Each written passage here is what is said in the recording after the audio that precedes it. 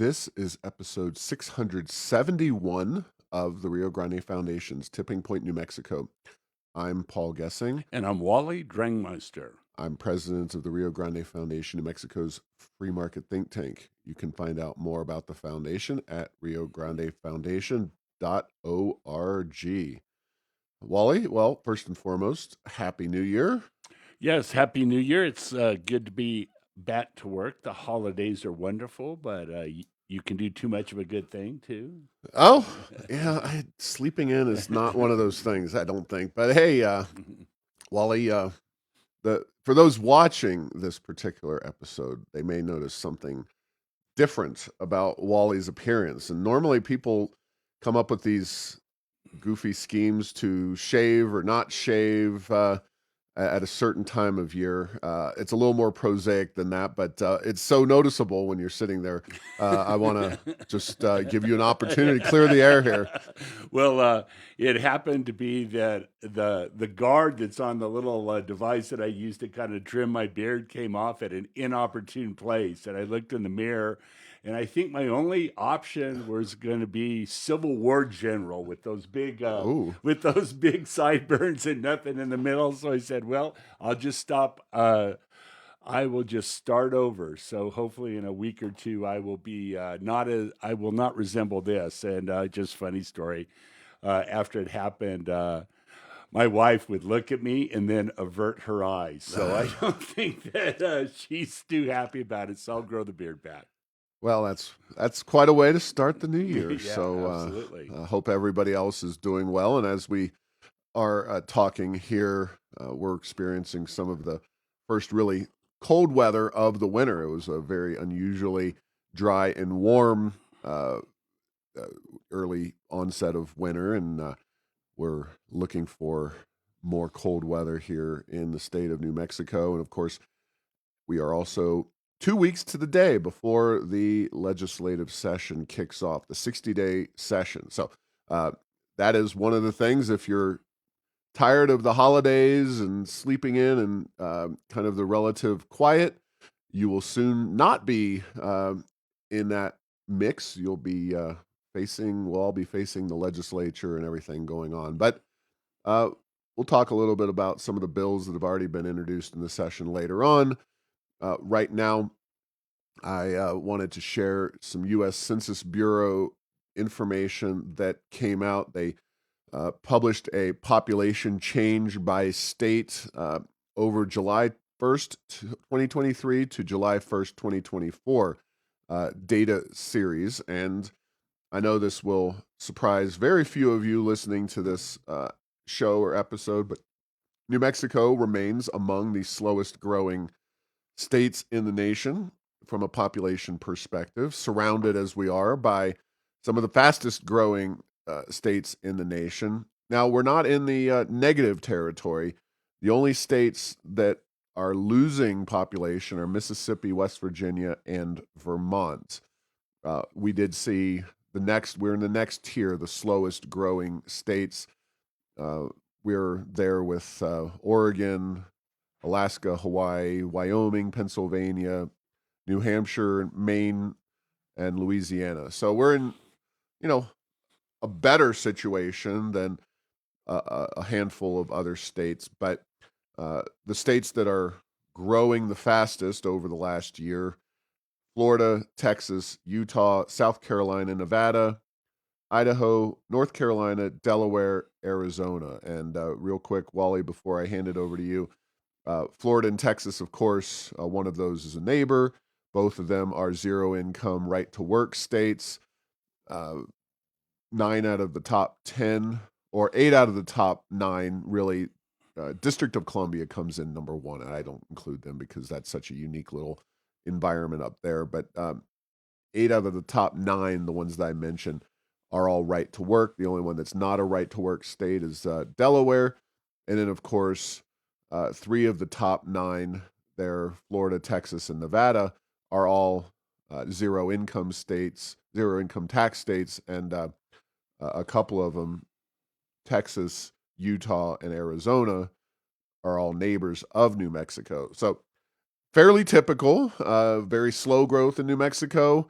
very fast growth neighboring states that have more free market policies, and the beat goes on. Yes, not surprising that this is the case, and we've talked a lot about it over the past couple of years. As New Mexico has has experienced a decoupling of its economic policy from the availability of tax revenues in Santa Fe, which is another way of saying that they don't see the economic results in the state government coffers by things that are doing that are not pro economic growth. And there we have enough money where we could do some things. We could eliminate our income tax. That would be nice.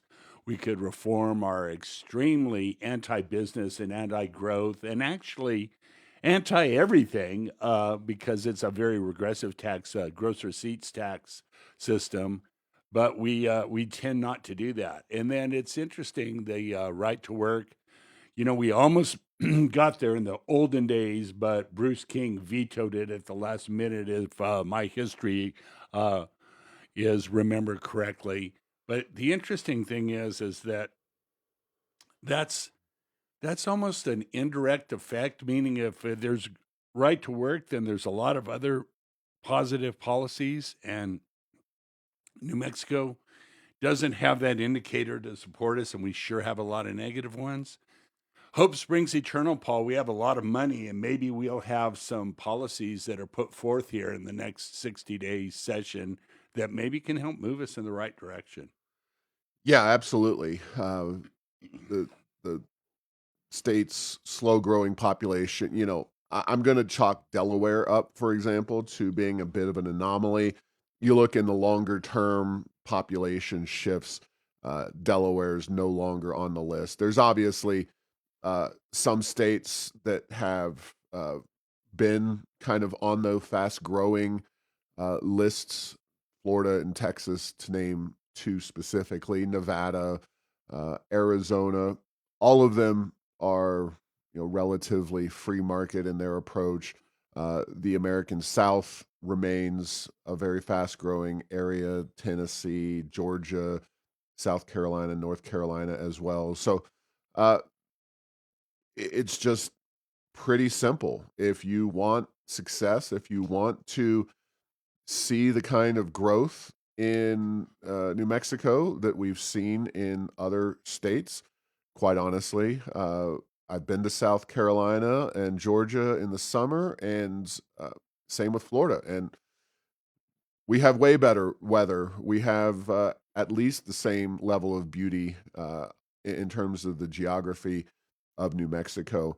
Uh, the one thing that has always stuck out is that our public policies have been inferior in virtually every way to nearly every state in the entire country. Uh, Now, California saw a relatively decent year. The Census Bureau doesn't produce actual numbers, or at least I couldn't find actual numbers. They just looked at the percentage increase or decrease.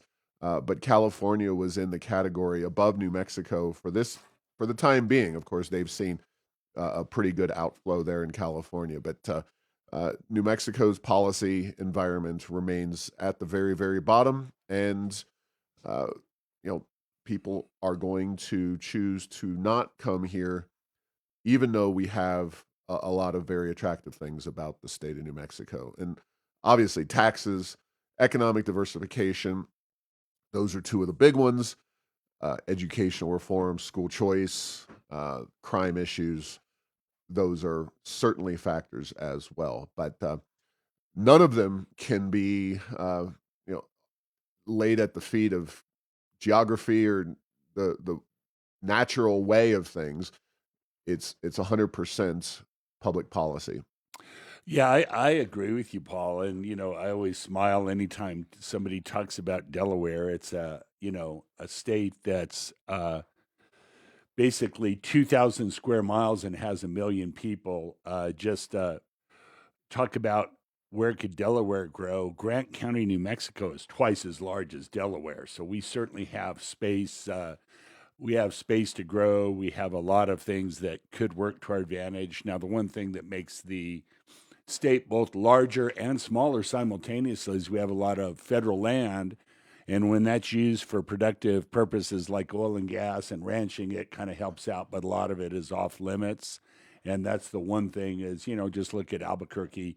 It's not like a greater Dallas Fort Worth metroplex that you can kind of grow in every direction. You have to plan it out a little bit because there are both natural and political boundaries that prevent things from happening. But again, that's not the real issue right now. The real issue are the fundamental economic policies that New Mexico implements. Yep. Moving on, speaking of some of those policies, in the 2024 legislative session, with $3.5 billion budget surplus as we enter the session, one of a string of very, very big budget surpluses, thanks largely to the oil and gas industry. New Mexico policymakers adopted a tax bill. That bill does have some positives to it. It's got some negatives to it, and it's got some what I would call ugly. So I guess we'll just go with good, bad, and ugly. So on the good side, New Mexico does see, and New Mexicans, since this bill just took effect at the beginning of the year, some slight lowering of certain tax rates. Now, they did this by increasing the number of brackets, which is unfortunate.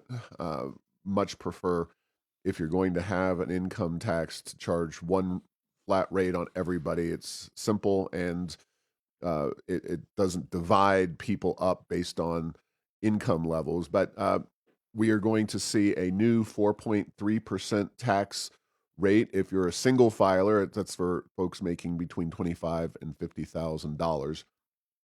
And overall, the tax rates are reworked a little bit to be a little lower. For example, under the previous structure, the 4.7% rate was for $16,000 to $24,000 in income. Now that 4.7% rate is if you're $50,000 to $100,000. Of course, we're talking all single filers. You can go find these details out, heirsofenchantment.com. We've got a post on this.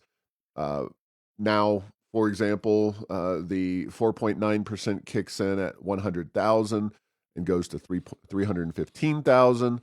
Previously, it was 24 to 315,000, 24,000 to 315,000. So that's all for the better. Some decent tax reductions. Those income tax reductions alone will reduce taxes by an estimated $159 million in the current fiscal year. Unfortunately, as is so often the case, and I would put those in the category of somewhat positive, very, very minimal overall. I mean, $159 million income tax reduction in a state that has $3.5 billion in excess revenue to spend is obviously a pittance. But it's under 5% of the excess, not of the right. total state budget. Of the excess, it's less than 5%. Yeah. And of course, this is a state that spends a lot of money very wastefully, has grown spending dramatically. We're just throwing all that to the wind, and we're saying, what is the excess? Of course, they did not stop there. They increased capital gains taxes by an estimated $61 million annually, and corporate income taxes by $16 million annually. So that $87 million in tax increases offsets the $159 million. So we're really talking about an $87 million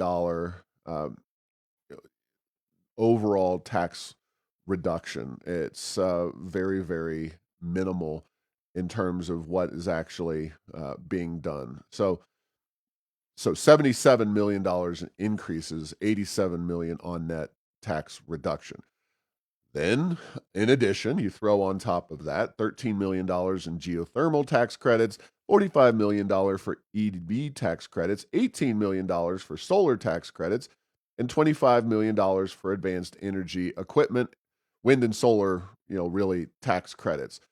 You calculate all of that, and you wind up with a bigger chunk of money than the overall tax reduction amount. Now, technically, a tax credit is a tax cut. A new tax credit is a form of a tax cut, but it is not the kind that, if you work, if you have a job, if you invest, you get that tax credit. It's, oh, well, we want you to, do geothermal. We want you to buy an electric vehicle. We want you to put solar on your house. We want you to bring some kind of business here and require a tax credit or take a credit for the some kind of advanced energy equipment relating to wind and solar. So obviously very much targeted towards the governor's favorite industries.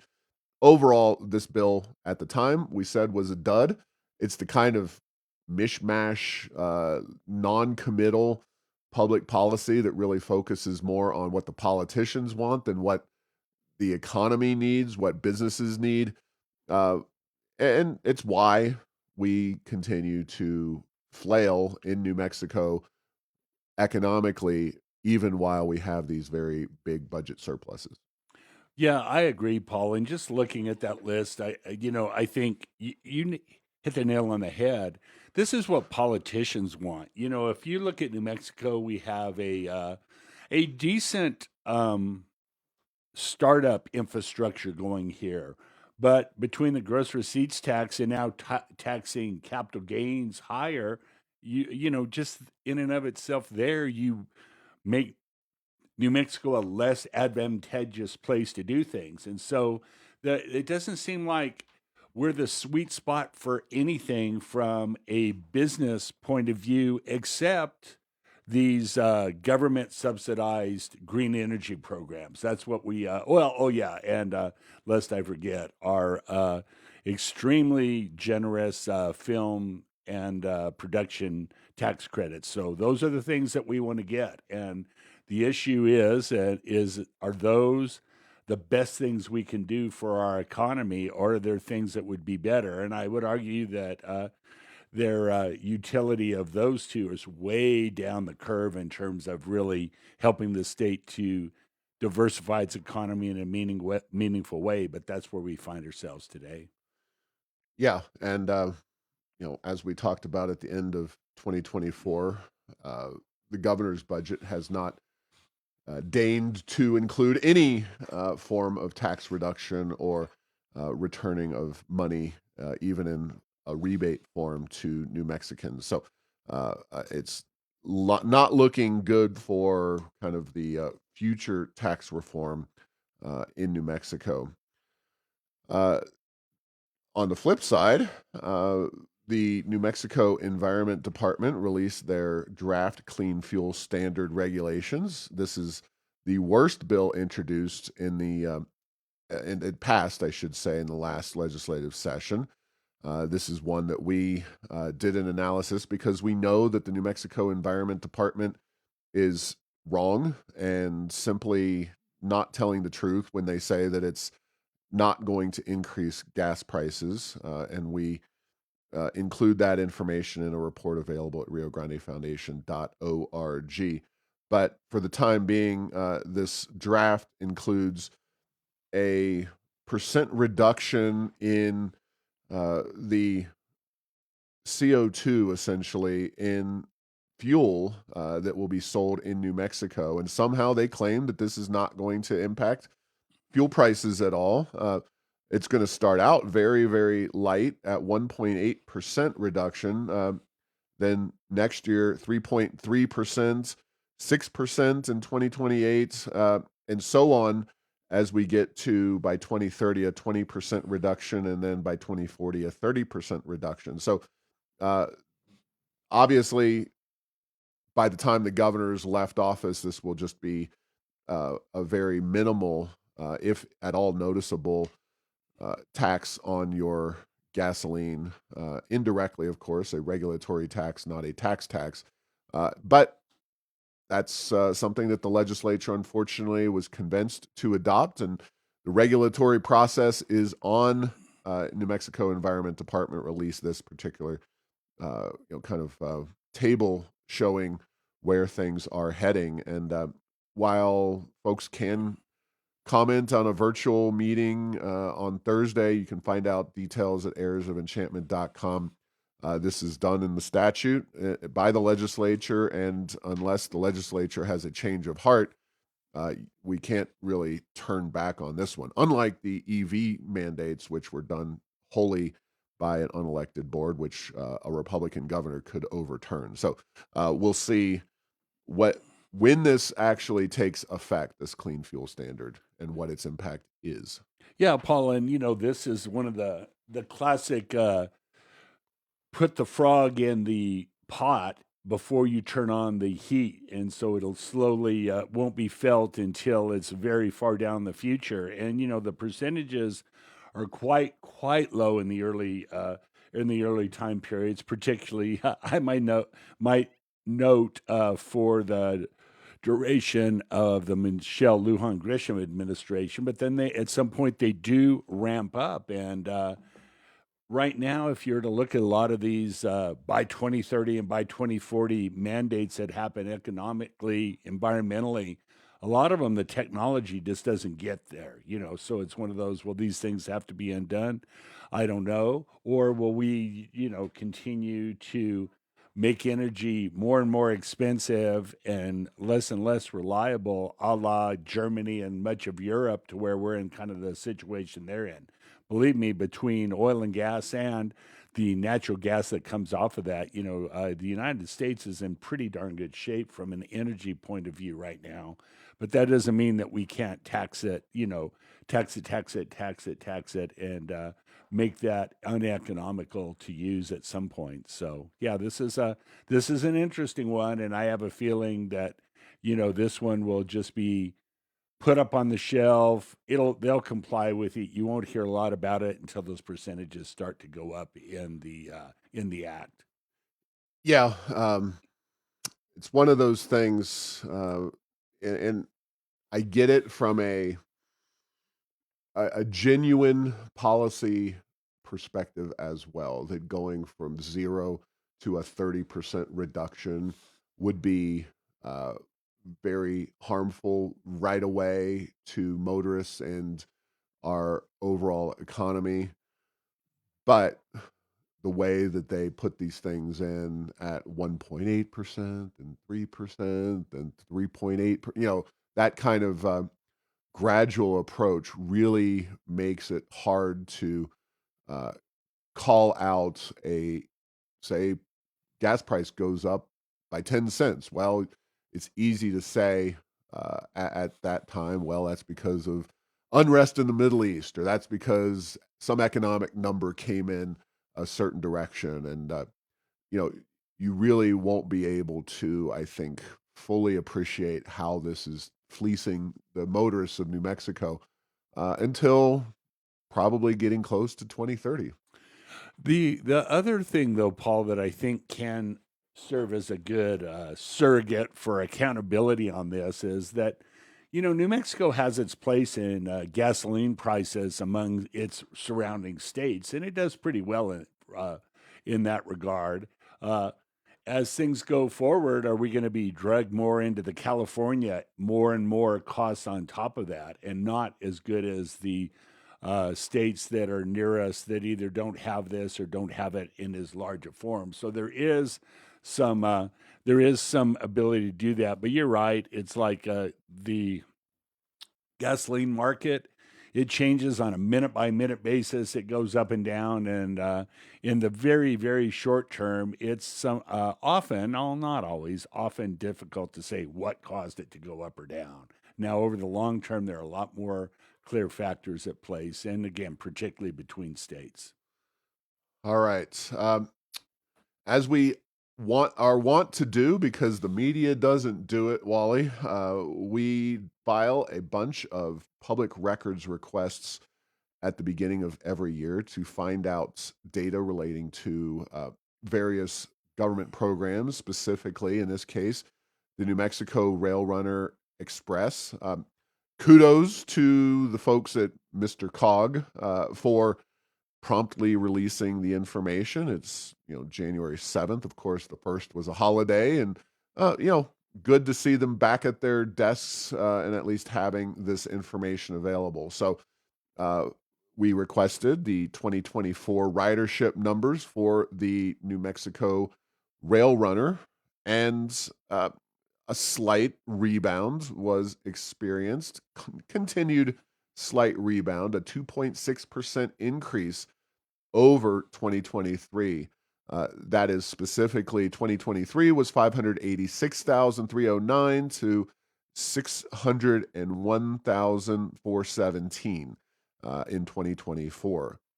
Now, if you are able to check out the chart at airsofenchantment.com, or you are familiar with the RailRunner's data, back in 2020 and 2021, ridership absolutely fell off the table. The trains were not running for a large swath of the COVID uh, era, 20 and 21. 143,000 and 186,000 respectively, give or take. But even that was, that decline was off of relatively lower numbers. 2019, 744,000 people rode the train.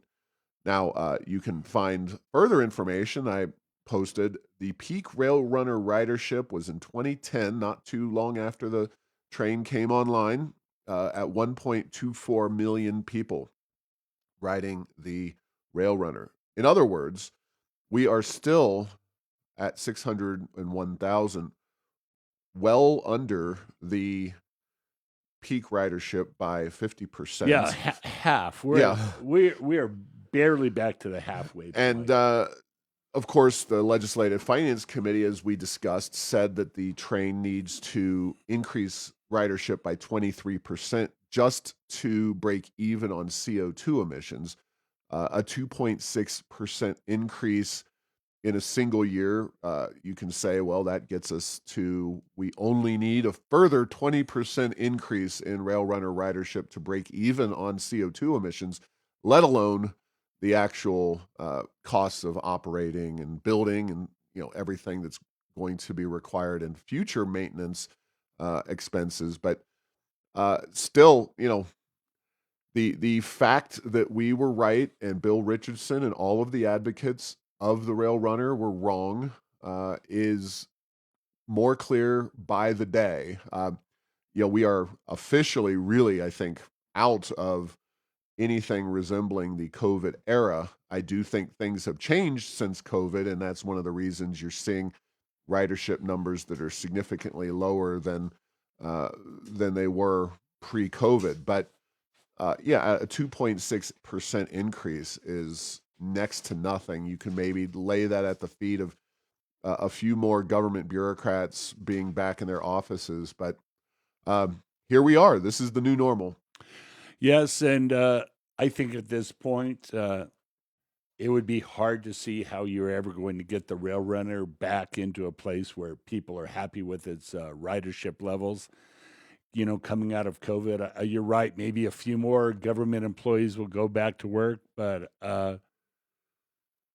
the RailRunner, I don't think anymore competes with automobiles. Automobiles win that battle because a four-person carpool has a lot more flexibility, even if you're driving from Albuquerque to Santa Fe. And its real competition is our friend Zoom. It's like people working remotely, and it's one of those things. Could this have been foreseen? It absolutely was. Large dollar mass transit projects in sparsely populated areas. Those words taken together make almost any project tough to pencil out and turn into a good thing for the economy and for the area that does it. Yeah, the RailRunner is not alone in struggling to reacquire its ridership. I mean, if you put Paul Gessing and Wally Drangmeister, the two-headed monster, in charge of RailRunner, and somebody said you got to still charge whatever the $9 or whatever their price tag is for getting on the train, but Paul and Wally, you make it work. I tell most of the people living between Albuquerque and Santa Fe, sorry. We are going to focus on getting people to and from Albuquerque and Santa Fe as quickly as possible. And that includes eliminating a handful of the stops in Santa Fe and in Albuquerque and around that area and between the two. I uh, I bet we could boost ridership somewhat significantly, but I do think that yeah, Zoom and perhaps uh, a reworking subtly so on the part of the state to try to soften the blow of forcing people back into the offices by allowing them, or for example, by keeping moving the government agencies to Albuquerque very quietly, where there's plenty of office space available due to our poor economy. But by shifting agencies down to Albuquerque instead of Santa Fe, you can uh, avoid the 3 hour two-way commute. Yeah, absolutely. And Paul, I worked in Santa Fe a long time, and I will say that I did take advantage of the RailRunner infrastructure, but we use the parking lot in Bernalillo to have a carpool that met for people coming, from the west side and from the heart of Albuquerque, because it would add an hour commute time, by taking the train at a minimum. So that's just one of those, time is valuable, and when you have a way that's pretty economic, and again, a few, two, three, four people having a carpool, it worked very, very well. And so the other thing, if I had to raise ridership, I would go back to my original thought, is I would put a gaming car that have casino gamings and slot machines. I would have serve alcohol without any taxation on it, and I think prostitution's a bridge too far. But maybe we could have Jeez. a marijuana like hookah bar where you Woo. could smoke pot going to and from Santa Fe.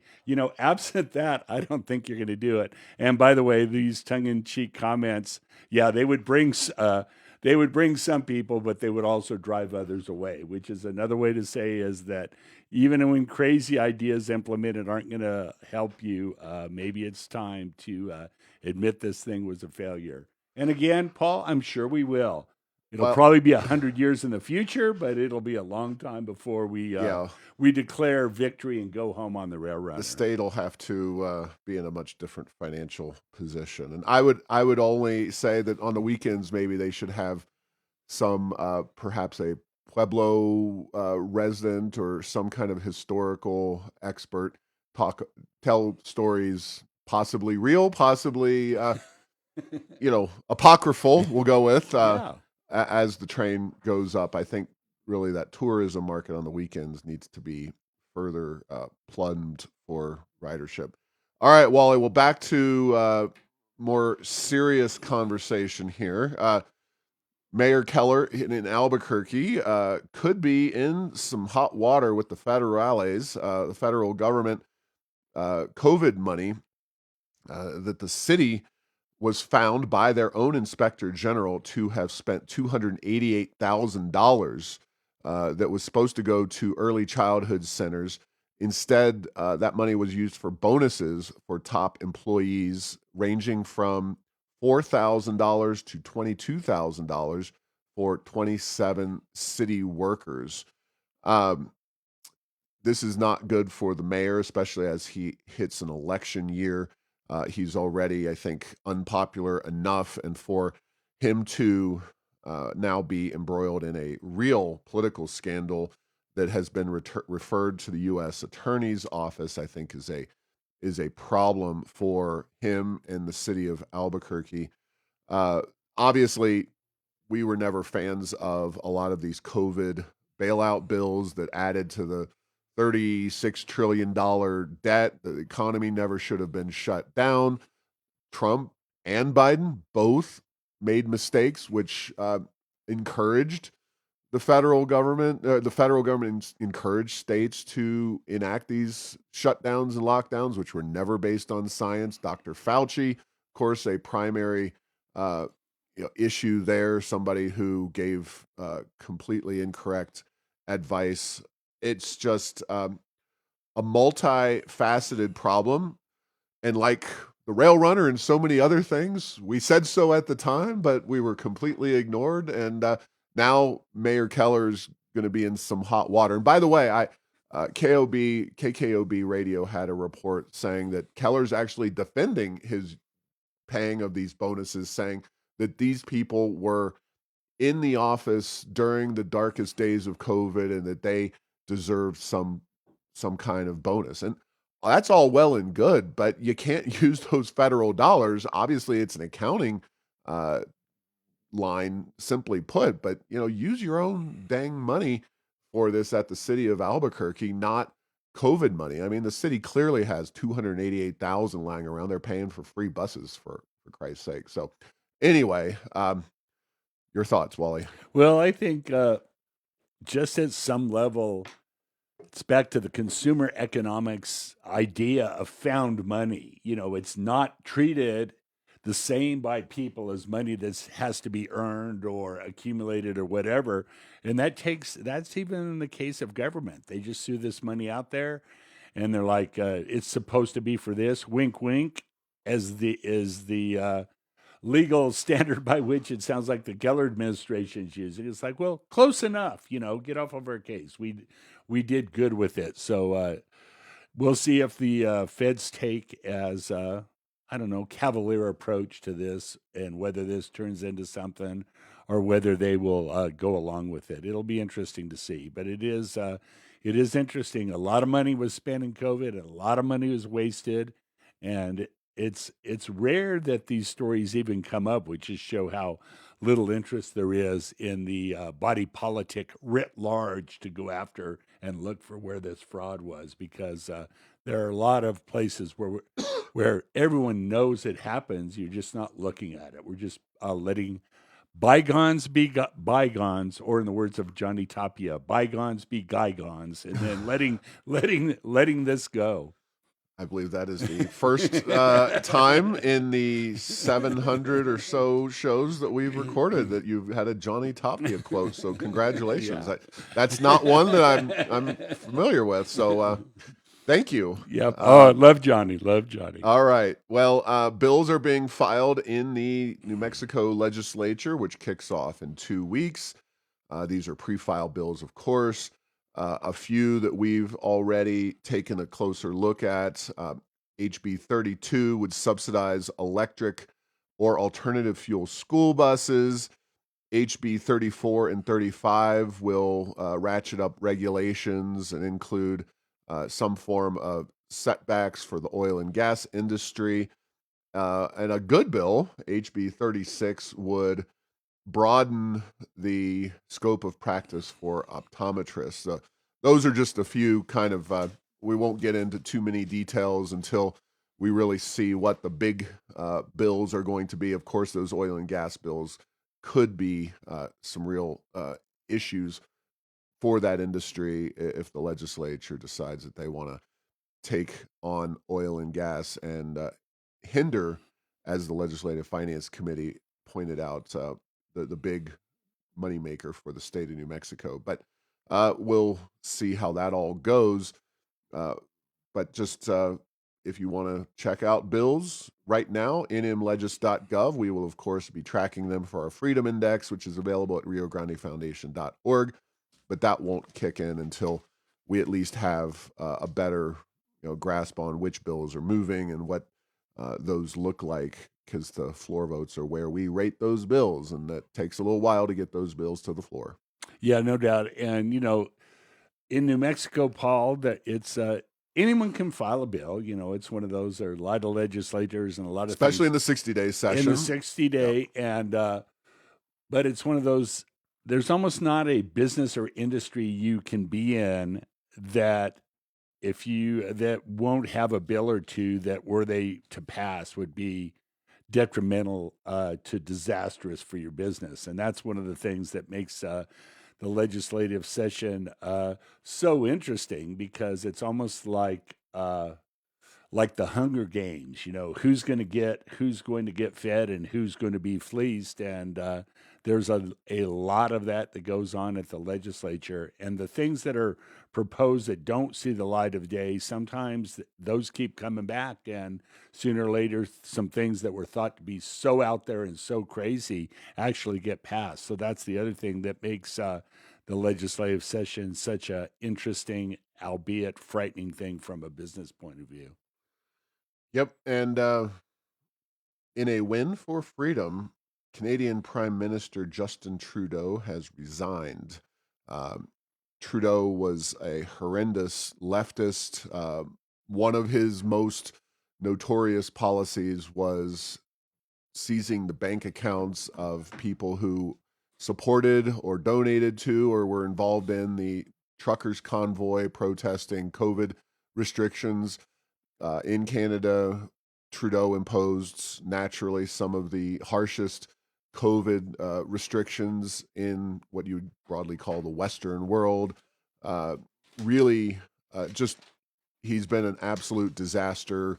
The fact that Joe Biden and obviously Kamala Harris and Justin Trudeau are writing off the three musketeers of horrible policy, uh, it really is delicious. And whatever role Trump's rhetoric about making Canada the 51st state, I'm sure that was purely in jest. Although I think I speak for all Americans when I say that if they would like to give us Alberta, we would gladly take it. I'm not sure about the rest of the country, but I love Canadians. I've had a lot of great Canadian friends over the years, and Justin Trudeau will forever be a black mark on Canadian history, and it is good for freedom across the globe that he is gone.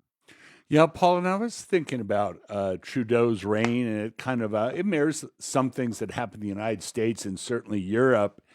Is those that are the kind of crumbling power structure criticize those that oppose them as being populist. Like that's an evil term. And I do understand that from a government economics point of view, historically, populism has been somehow where the majority of voters use the system, against the larger body politic. But as it is now, we have this kind of, in many places, and Canada is certainly one of them, this kind of elitist, statist approach to governance that really didn't help the people. And we're talking broadly speaking. Who was it? Who was it that benefited from Justin Trudeau's policies over the decade he was in practice? And it also does show the patience of the Canadian people and the differences between the presidential and parliamentary system in terms of how long it took Trudeau to be forced to leave, slash how long he was able to stay in place with a record that was just really pretty disastrous, even compared to places like Europe.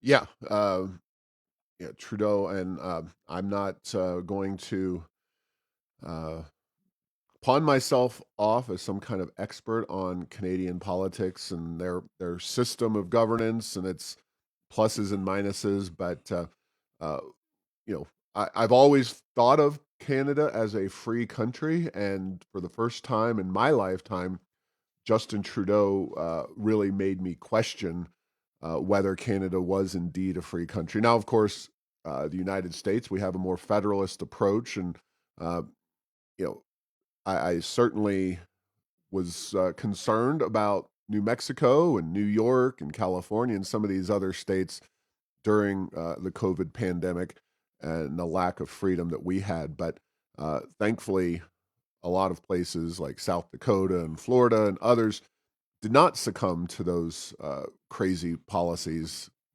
and the power hungry politicians. So it was a mixed bag in the United States, but boy, uh, Canada, it's good that they'll be getting rid of Trudeau and hopefully they see a rebirth of freedom as we do here in the United States. Now, Joe Biden, next story up, is not going quietly into that good night. He is unfortunately trying to metaphorically, at least so far, trash everything that he can get his hands on before he leaves office.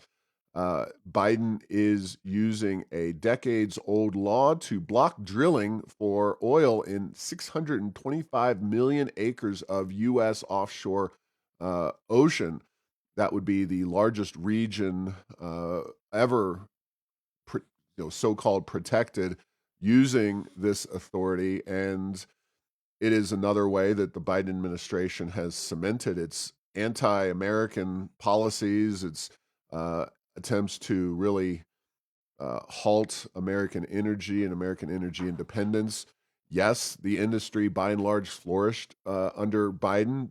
Largely, that's because he was uh, trying to have it both ways, enact bad radical policies, abolish the Keystone XL pipeline, um, limit drilling, limit LNG exports, while the industry continued to find ways to succeed and thrive in spite of those policies. And so, even while he is on his way out the door, uh, Trump will have to clean up yet another Biden made mess. And I think all of this really points to, I hate to say it, but uh, the time between the election and the departure of the president is really such an opportunity for mischief. It almost makes me think that we should just drag the presidents out of the White House after the election and say sayonara, because the idea that you can do these things with no accountability whatsoever